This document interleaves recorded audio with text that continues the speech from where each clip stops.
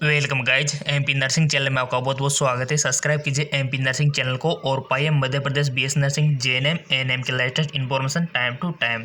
सो guys इस video में discuss करने वाले हैं आपके जीएनटीएसटी पीएनएसटी का जो एंट्रेंस एग्जाम होता है उनके सिलेबस के बारे में। ठीक है, बहुत सारे स्टूडेंट के कमेंट आ रहे थे सर हमको सिलेबस बताइए। ठीक है, तो चलिए अगर आपको सिलेबस चाहिए तो कंप्लीट वीडियो देख लीजिए। ठीक है, सबसे पहले हम बात करने वाले फिजिक्स की। ठीक है, क्योंकि ये बहुत टफ होता है बहुत सारे स्टूडेंट के लिए, और बहुत सारे स्टूडेंट के लिए तो ईजी होता है, बट ये ज़्यादातर मैथमेटिक्स वालों के लिए ईजी होता है, बायोलॉजी वालों के लिए केमिस्ट्री ईजी होता है। ठीक है, तो चलते कौन कौन से क्वेश्चन आपसे पूछे जाएंगे एंट्रेंस एग्जाम में आपके जीएनटीएसटी और पीएनएसटी में। ठीक है गाइज, अगर आपने चैनल को सब्सक्राइब नहीं किया तो प्लीज़ सब्सक्राइब कर लीजिए ताकि फॉर्म आते आपको इन्फॉर्म लग जाए। ठीक है, फॉर्म आ जाएंगे आपके सितंबर मंथ में।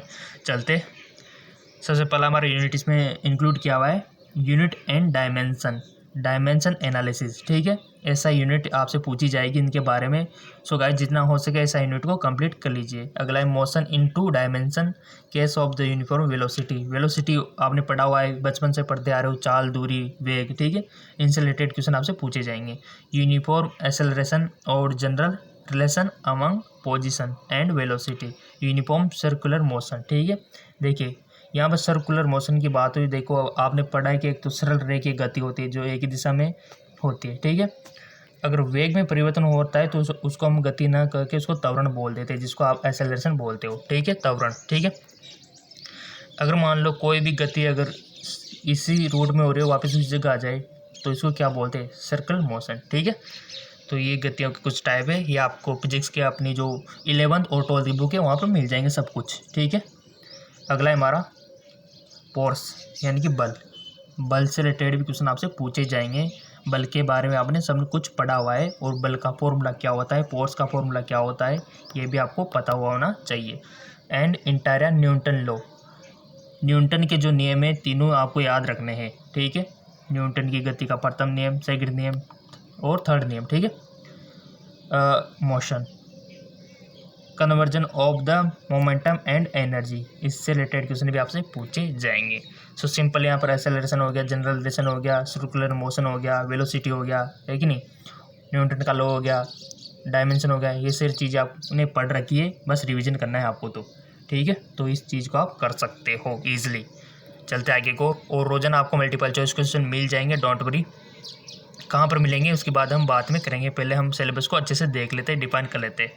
अगला है हमारा स्टैटिक एंड काइनेटिक फ्रिक्शन। ठीक है, स्थितिज और गतिज ऊर्जा सब कुछ आपने पढ़ी हुई है, सब कुछ आपने 11th और 12th में पढ़ा है, बस वहाँ से पूछा जाएगा।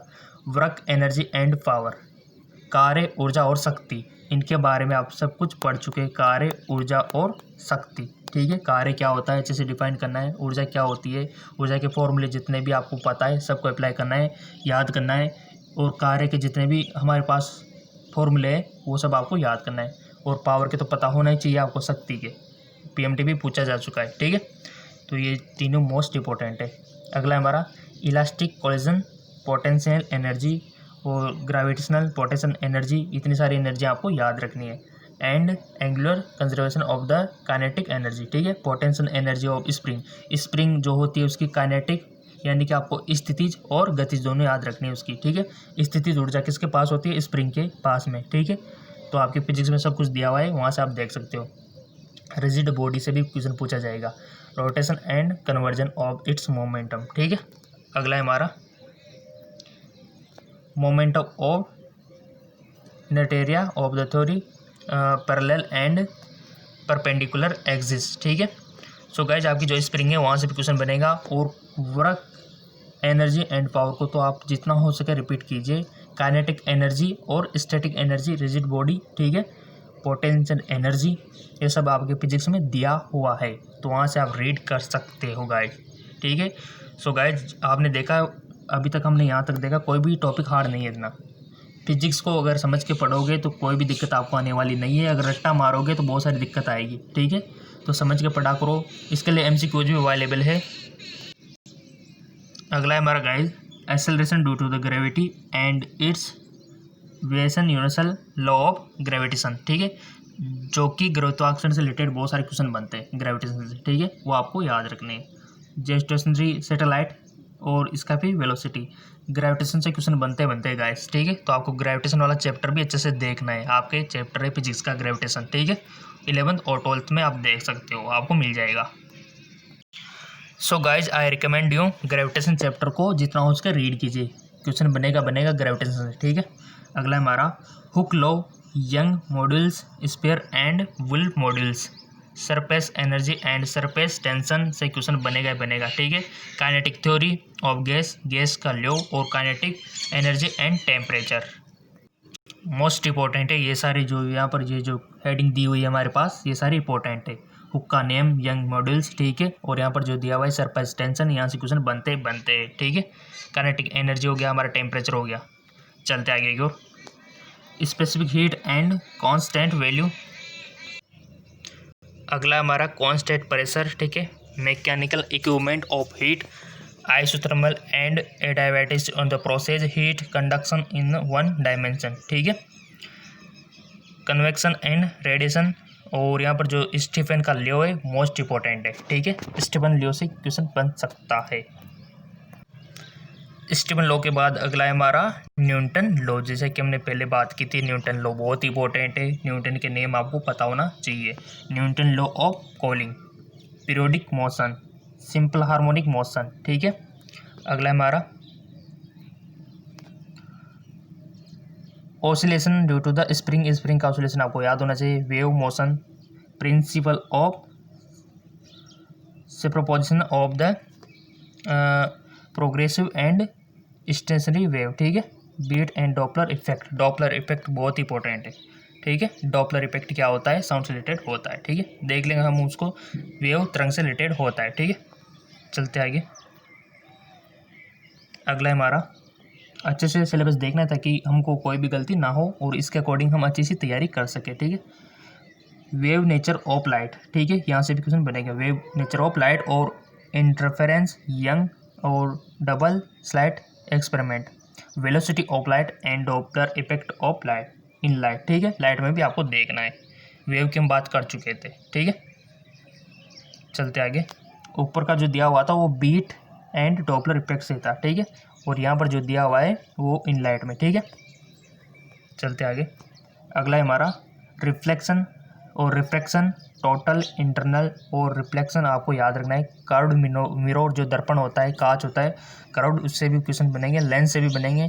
मिरर एंड लेंस फॉर्मूला, आपको दर्पण सूत्र और लेंस सूत्र याद रखने, क्वेश्चन बनेंगे। कोई भी न्यूमेरिकल आपको दिया जा सकता है, अगर आपको फॉर्मूला पता होगा तो आप अप्लाई करके इजीली उसको हल कर पाएंगे और अपना आंसर गेन कर पाएंगे, ठीक है।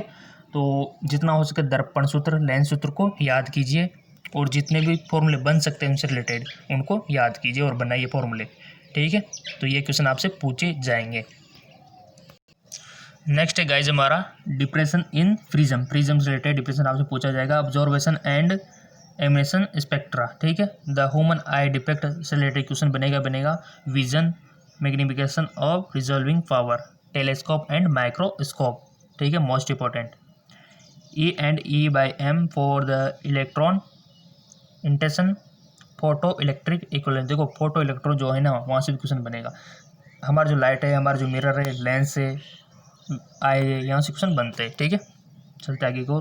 बोर मॉडल हो गया ऑफ द एटॉम का जो बोर परमाणु मॉडल है, यहाँ से क्वेश्चन बन सकते हैं। Hydrogen spectrum, composition of nucleus, atomic mass, isotope और रेडियो एक्टिविटी से बनते ये तो मोस्ट इंपॉर्टेंट हो गया आपका, ठीक है। रेडियो एक्टिविटी को अच्छे से याद कर लेना आप। और हमारा जो GK/MCQ चैनल है, नीचे डिस्क्रिप्शन दिया हुआ है, वहाँ पर रोजाना आपको मल्टीपल चॉइस क्वेश्चन मिलते हैं, वो तो आपको पता ही है, ठीक है। वहाँ पर इससे रिलेटेड क्वेश्चन भी बनेंगे, ठीक है। फिजिक्स, केमिस्ट्री, बायोलॉजी के मल्टीपल चॉइस क्वेश्चन आपको रोजाना मिलते हैं, उसका लिंक नीचे डिस्क्रिप्शन दिया हुआ है। इस वीडियो को देखने के बाद वहाँ देख सकते हो आप, ठीक। तो यहाँ पर जो दिया हुआ है रेडियो एक्टिविटी, यहाँ से क्वेश्चन बनते हैं और हाफ लाइफ से भी बनते हैं गाइस। हाफ लाइफ आप जानते होंगे, अर्धायु, ठीक है, वहाँ से क्वेश्चन बनते हैं, ठीक है।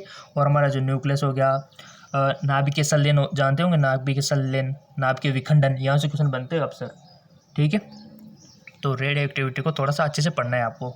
Love of radio active, DK of the decay constant, half life, ये आ गया, देखो मैंने बोला था ना, हाफ लाइफ से क्वेश्चन बनता है, ठीक है।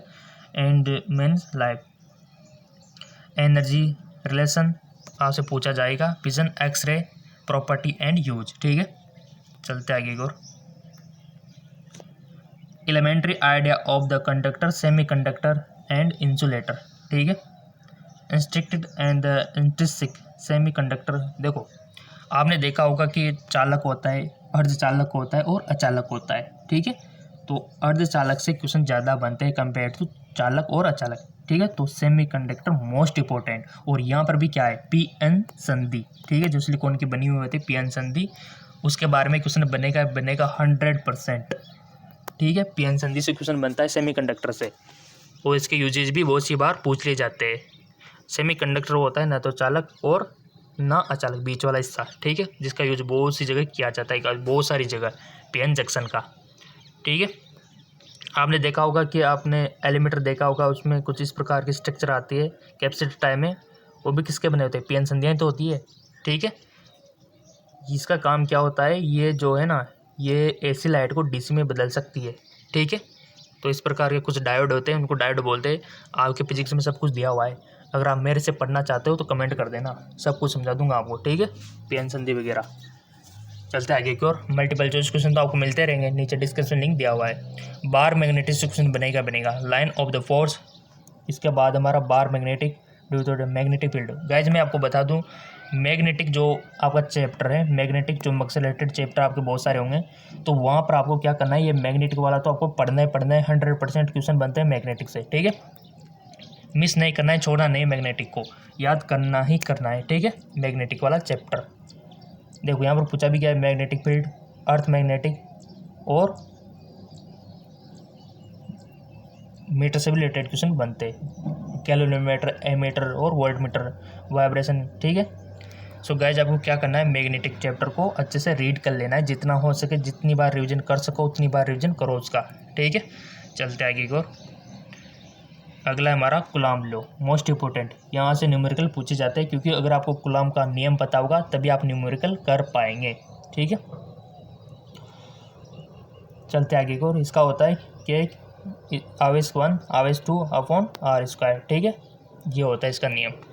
चलते आगे को। Dielectric constant, electrical field and potential due to the a point charger, dipole field और गाउस का नियम। ठीक है, चलते आगे की ओर। अगला है हमारा इलेक्ट्रोस्टैटिक पोटेंशियल। ठीक है, capacitance of the parallel plate.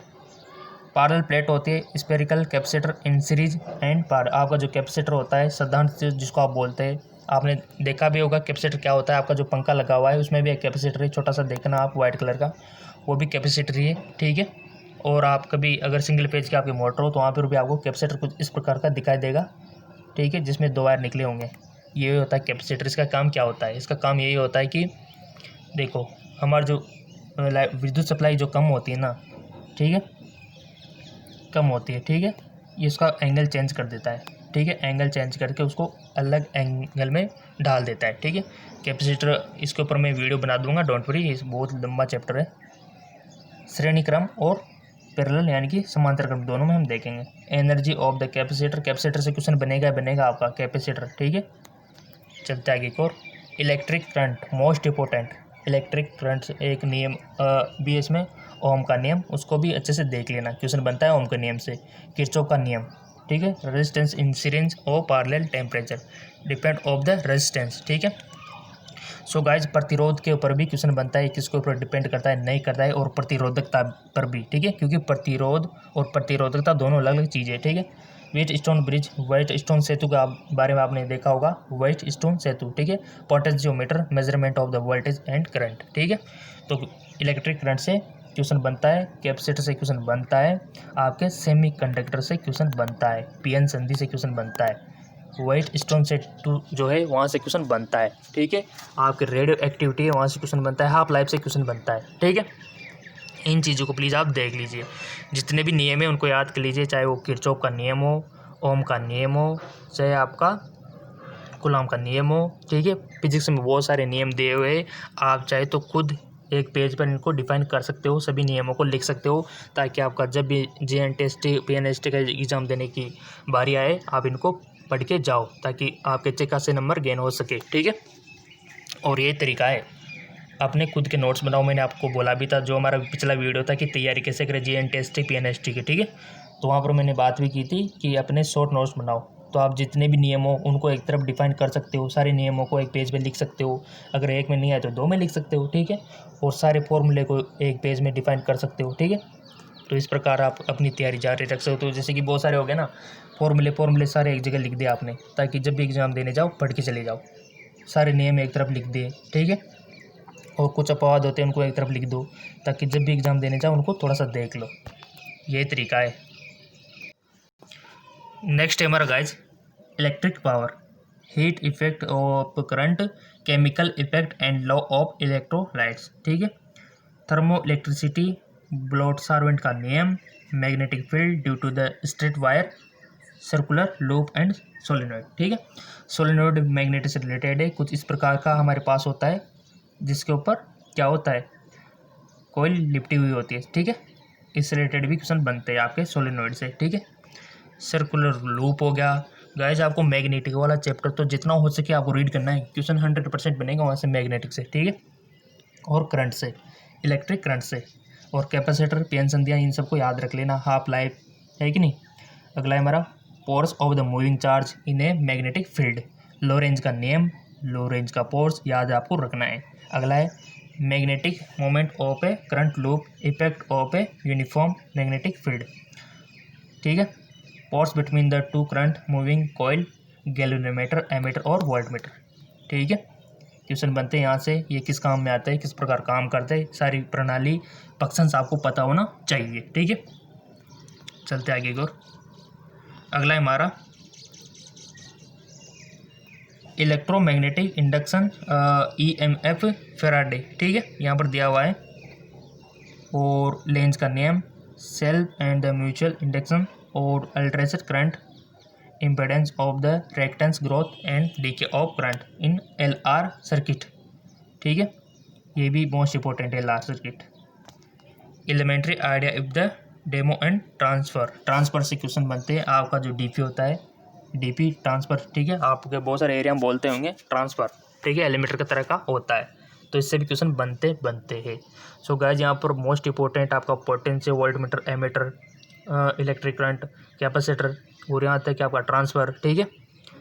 जितने भी नियम हैं, चाहे वो फैराडे का नियम हो, आपके लोरेंज का नियम हो, लेंज का नियम हो, ठीक है, कूलॉम का नियम हो, सारे नियम आपको फिजिक्स के एक पेज पर लिख लेने हैं, ताकि आप जब भी एग्ज़ाम देने जाओ उसको पढ़ के जाओ, ठीक है, और सारे फॉर्मूले आपको एक पेज पर लिख लेने हैं, ठीक है। ये तरीका है फिजिक्स पढ़ने का, और फिजिक्स बहुत ही अच्छी है, टफ नहीं है, समझ के पढ़ो, क्योंकि इसमें गाइज हमारी आंखों देखी चीज़ों की बात होती है। कैपेसिटर हमने देख रखा है, हमने फैन वैन सब देख रखे, मोटरें देख रखे, जनरेटर देख रखा है, ठीक है, यहाँ तक कि हमने एमीटर को भी देखा है, वोल्टमीटर को भी देखा हुआ है, ठीक है, इन सभी चीज़ों को देखा हुआ है, यानी कि एक्चुअल चीज़ों की बात होती है। वायर सब कुछ देखे, चुंबक हमने देखी हुई है, इन चीज़ों की बात होती है, तो हमने जो देख रखी है उन चीज़ों की बात हो रही है। जबकि केमिस्ट्री में बात बताऊँ आपको ईजी तो लगती है, बट कभी आपने परमाणु को देखा है क्या, एटॉम को देखा है क्या, कभी नहीं देखा है। किसी ने इलेक्ट्रॉन को देखा, नहीं देखा। किसी ने प्रोटॉन को देखा, नहीं देखा। किसी ने कभी वेव को देखा, तरंग को देखा, नहीं देखा। फिर भी आप उसको ईजी समझते हो। जिस चीज़ को नहीं देखा उसके बारे में अगर आप याद रख सकते हो, तो फिजिक्स में तो देखी चीज़ों की बात हो रही है, आपको देखी चीज़ें कोई, ठीक है, तो ईजी होना चाहिए फिजिक्स तो वैसे आपकी, फिर इसको इतना टफ क्यों लेते हो आप, ठीक है। तो आप कंपेयर कर सकते हो कौन हार्ड है। केमिकल का आप फॉर्मूला देख सकते हैं, बट कभी दिखा नहीं वो इस तरह से, ठीक है। तो आपने केमिस्ट्री में बहुत सारी चीज़ें देखी नहीं है, फिर भी आप पढ़ते हो और ईजी समझते हो, ठीक है। बट फिजिक्स में आप जो देखते हो बाहरी चीज़ को महसूस कर सकते हो, हाथ में फील कर सकते हो, उन चीज़ों की बात होती है फिजिक्स में। तो फिजिक्स आपके लिए टफ नहीं होना चाहिए। और कोई भी दिक्कत हो तो मल्टीपल चॉइस क्वेश्चन ज्वाइन कर सकते हो, नीचे डिस्क्रिप्शन लिंक दिया हुआ है, वहाँ पर आपको रोजाना multiple choice question physics, chemistry और बायोलॉजी इन तीनों को मिल जाएंगे, जिससे आपकी जो इंट्रेंस एग्जाम की जो तैयारी है वो और भी बेटर बन सकती है। तो जाइए, नीचे डिस्क्रिप्शन में लिंक दिया हुआ है, मल्टीपल चॉइस क्वेश्चन रोजाना पाने के लिए चैनल को सब्सक्राइब कर सकते हो। रोजाना मल्टीपल चॉइस क्वेश्चन मिलेंगे वहाँ पर, ठीक है। तो MCQs नाम से चैनल है, GK MCQs, उसको सब्सक्राइब करके बेल आइकन पर प्रेस कर लो, ठीक है। गाइज ये लंबा हो जाएगा वीडियो, तो इसमें हम फिजिक्स का ही कंप्लीट रखते हैं। इसके बाद जो नेक्स्ट वीडियो होगा उसमें केमिस्ट्री का डिस्कस कर लेंगे, कोई दिक्कत वाली बात नहीं है, ठीक है, केमिस्ट्री का। जी बिल्कुल मिल जाएगा केमिस्ट्री का आपको, ठीक है। तो आपको केमिस्ट्री का जो है उसका भी सिलेबस मिल जाएगा, बायोलॉजी का भी मिल जाएगा और जनरल इंग्लिश का भी मिल जाएगा, क्योंकि आपने क्या कर रखा है, चैनल को सब्सक्राइब करके बेल आइकन पर प्रेस कर रखा है, कोई दिक्कत वाली बात ही नहीं है, ठीक है। और GNTST PNST वालों को कोई भी दिक्कत नहीं होगी, क्योंकि आप ये फॉर्म आने वाले हैं, बस आपको तैयारी जारी रखनी है, ठीक है। और मल्टीपल चॉइस क्वेश्चन रोजाना किया करो, नीचे डिस्क्रिप्शन लिंक दिया हुआ है GK MCQs, ठीक है। और इस सिलेबस मैंने आपको फिजिक्स का बता दिया, तो फिजिक्स की तो तैयारी स्टार्ट कर दो। 1-2 दिन में केमिस्ट्री का भी मिल जाएगा, उसके बाद बायोलॉजी का भी आपको मिल जाएगा, अगर आपके अच्छे से कमेंट लाइक आए तो, ठीक है। तो नो टेंशन कीजिए, कमेंट आपको जो भी शिकायत हो, कोई भी डिमांड हो तो आप कमेंट बॉक्स में लिख सकते हो, ठीक है। तो फिलहाल के लिए नीचे डिस्क्रिप्शन में जाइए और इसका PDF ले लीजिए और GK MCQ चैनल को ज्वाइन कर लीजिए, ठीक है। और हाँ गाइज, अगर आपको फिजिक्स का मल्टीपल चॉइस क्वेश्चन करना है तो नीचे डिस्क्रिप्शन लिंक दिया हुआ है, वहाँ से आप फिजिक्स के क्वेश्चन कर सकते हो, बहुत सारे आपको मिल जाएंगे, लिंक दिया हुआ है, आप डिस्क्रिप्शन में जाओ और ले लो।